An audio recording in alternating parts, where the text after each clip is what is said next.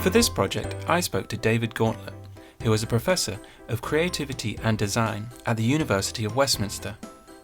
I interviewed David about his most recent book, Making is Connecting: The Social Meaning of Creativity, from DIY and Knitting to YouTube and Web 2.0, which was published in 2011 by Polity.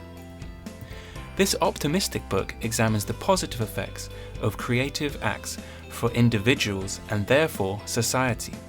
The author focuses on the potential of the internet, specifically Web 2.0, and how it can be applied as a tool to connect creative communities. One of the central arguments in the book is that creative acts are not just done by skilled artists, but there is real value in amateur, everyday creativity, such as knitting, YouTube videos, or making something with Lego. I wanted to embrace this idea of amateur creativity by shooting this interview using iPhones, as you can see here, and uploading it to the video sharing website YouTube. Making is Connecting is divided into 3 sections. The first explores the meaning of making, the second the value of connecting, and the third attempts to deal with criticisms of Web 2.0 and social media. I have structured this theoretically inspired interview the same way as the book, beginning with questions of making, then moving on to questions of connecting, before finally engaging with critical discussions dealing with Web 2.0 and social media. Throughout the interview, I reference various scholars from the module's readings, as well as empirical evidence. And now, on with the interview. We're here at the University of Westminster to talk about your book, Making is Connecting. Why did you decide to write this book?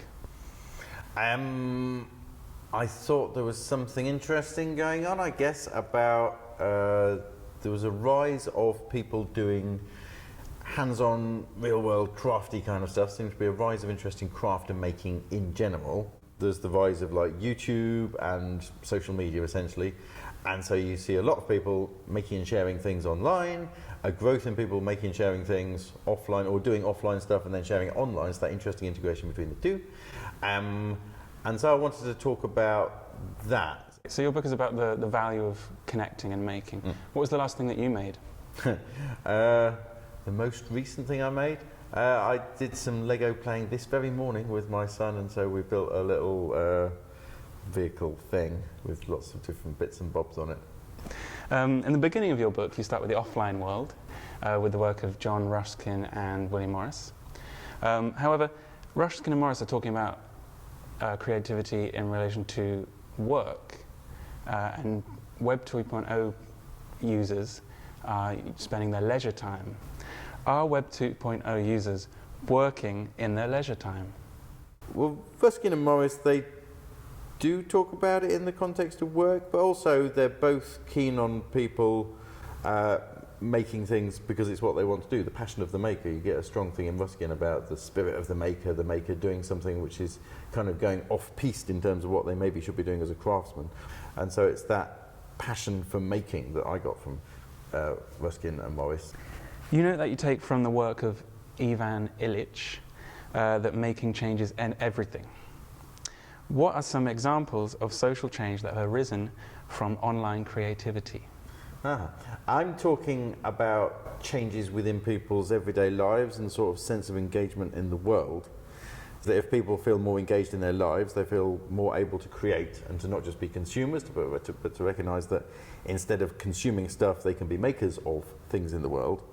Then I think that leads to a sort of changing political consciousness or awareness over time, which could be really positive.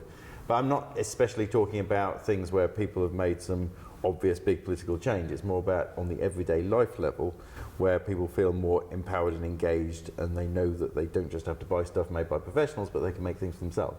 And that in itself is a political change, I think. You are personally involved within the creative community, using Lego, zines, and Web 2.0 platforms. How would you respond to your colleague, Christian Fuchs, who argues that such fondness for a subject of study is best avoided because scholars often rationalize their own passions by focusing on any progressive political aspects within such pastimes? I would say that from having personal experience of things, like I was making websites from the from the mid-90s, for example, and that gave me the ability to understand what you could do online at a time when there were various other commentators about the internet, academic commentators, where you would read their stuff and you sort of think, yeah, they were sort of talking about some things that were maybe correct, but you felt like they just didn't have the hands-on experience of doing it. And I think having that experience of doing it gives you insights into what the potential can be.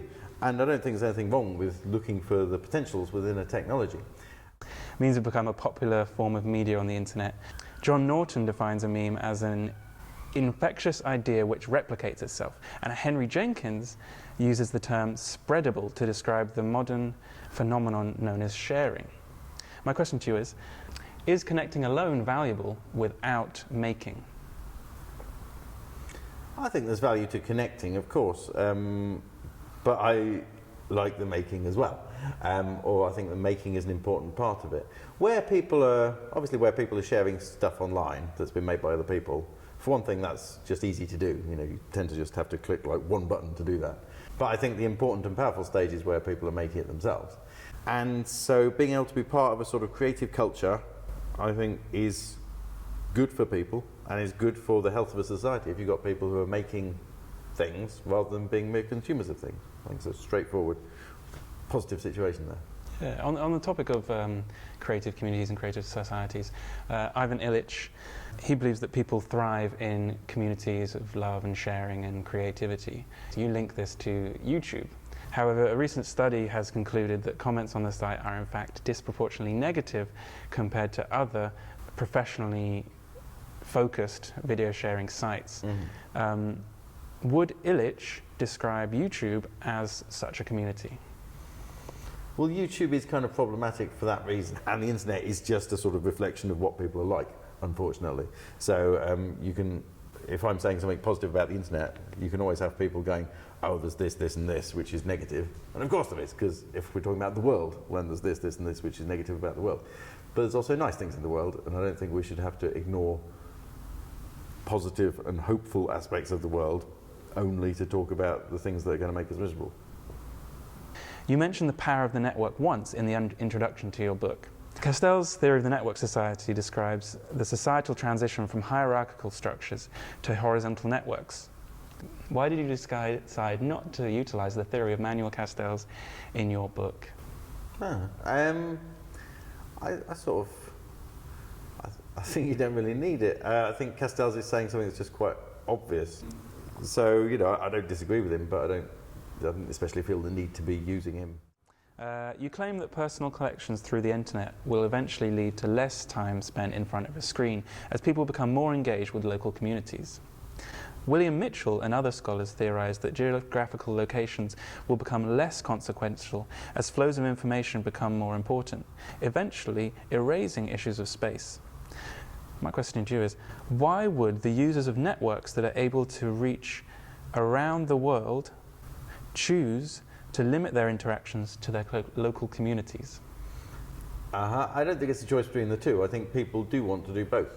So it's actually quite straightforward. People enjoy being part of essentially global communities of other people who share their interests, and they like being able to communicate with those people and exchange ideas and so on. At the same time, people do still like meeting up with other human beings. That continues to be the case, as far as I'm aware. Tim O'Reilly coined the term Web 2.0, referring to a model of doing business on the web. Jose Van Dijk argues that close inspection of Web 2.0 platforms makes it clear that users have limited potential to take power from the powerful or change the world in any meaningful way. How do you respond to this argument? Certain platforms are kind of limited. It talks in the book about how we've got Jaron Lanier talking about Facebook offering you sort of just template identities where you can just fill in certain boxes and tick certain things, and that explains who you are. And I agree with his critique of that it sort of limits the ways in which you can express yourself as a person. And I'm not keen on those kind of platforms. The ones which I'm obviously most keen on in this book are the ones that are just open platforms on which people can be creative. And I like the ones that are essentially blank spaces for people's creativity. In terms of changing the world in any meaningful way, I think, obviously, just putting something on a social media platform does not in itself necessarily change anything. But it opens up some opportunities where some other people might see it and connect with it, and they might contact you, or you might have some kind of conversation, or even if they don't, they might share it with other people. There is then a potential for your maybe quirky, unusual, surprising, whatever it is, message to get out into the world, and we just didn't really have that before. It was hard for people to have a voice. Kylie Jarrett compares digital consumers to unpaid domestic workers, or what she labels as the digital housewife. She argues that both engage in ostensibly voluntary and socially meaningful work that serves as similar economic functions of reducing the cost of production. Is this a justified comparison? If it's about people doing work and not being aware that they are doing work, I'm aware of how the argument goes, but I don't really think you're doing work when you're just watching something that you want to watch. In your conclusion, you outline an idea for an ideal Web 2.0 platform for all creative digital outputs run by an independent institute but set up by and established by a group of governments. Due to the fact that current Web 2.0 platforms providers such as Google and Facebook work closely with government security programs, are issues of privacy and government surveillance an inevitable trade-off for the free use of Web 2.0 platforms? So on the one hand, you've got the potential of people being able to connect up with other people globally and do interesting things together. That's one thing, which, as it happens, they do over the internet. And then over here, we've got the problem where all of the things that you do online are under surveillance from the government. And that is a problem. So then how do you fit together these two things? What we tend to have in academia at the minute is you have the people talking about how that's really bad, and you have a smaller number of people who are saying, oh yeah, but can't we also talk about these positive things? And there's no particular way to fit them together. And there's sort of different aspects of the same thing which maybe you can't put together. I do think we can talk about a vision of the internet where we don't have mass surveillance and where we do have free-to-use platforms where people can do the interesting creative things. And from where we are at the minute, that seems idealistic. But I think there's no harm in being idealistic and talking about what would be a good model as opposed to the model we've got at the minute. Again, in your conclusion, you predict a slow democratic revolution in which is developed through small steps as people rethink society due to the rise in awareness of the benefits of making and connecting. Why do you predict this slow and steady revolution rather than the quickly organized counter-power social movements such as Occupy Wall Street, Los Indigenios, and the Arab Spring? I think they're good and interesting too, of course. But what I'm talking about is what I think will be the slow change within people's everyday lives as they recognise that they've got more creative potential than what they had in, at least, say, the last part of the 20th century, where people had just got so used to sitting in rooms looking at televisions as the way in which people spent their leisure time, essentially. And I think we've moved on from that, at least in a really good way, so that people are now, even if they're only sort of taking photos and sharing them with other people, say, on their mobile phones, say, making jokes on Twitter, say, is more creative than just sitting watching TV. And I think it's good to be moving in that direction, and I think we'll get more in that direction, and that's a good movement for society to be having. It's not necessarily the answer to all of our problems, but it is a good direction of travel and something where we need to be thinking about platforms that will support that kind of activity, where people will find it enjoyable and nice and engaging and social and emotional to be involved in that kind of stuff. And then we are, by creating such platforms, I think we're helping people to move to a more creative and interesting place, which in the longer term is going to be beneficial for society, rather than if we don't do that and we just complain about the online services we've got. Scholars such as Mark Andrejevic argue that a Web 2.0 platform controlled and owned by users would be the best solution. What do you think about this? Yeah, I think that would be good.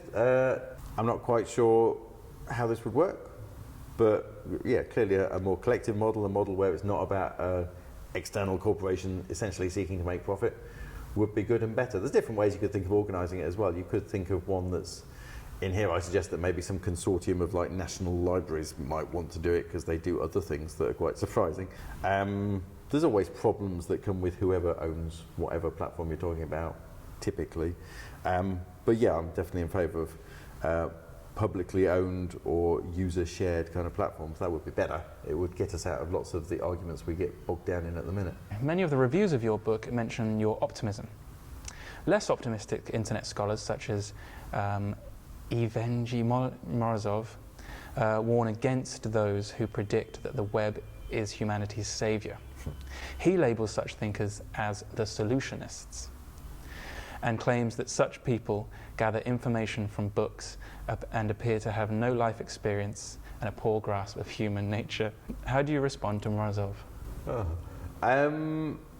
For one thing, on optimism, I think it's really important to be optimistic, because if you're just pessimistic, if like you've resolved to be pessimistic, I think that essentially means you've given up hope on things ever getting better. So, I think, at that point you might as well just kill yourself. And I'm not saying these people should kill themselves, of course, but there's just nothing to contribute there. It just seems like a complete dead end, because we've always got to hold out some hope that things could get better. Therefore, you have to be optimistic about something. You can't be optimistic about nothing.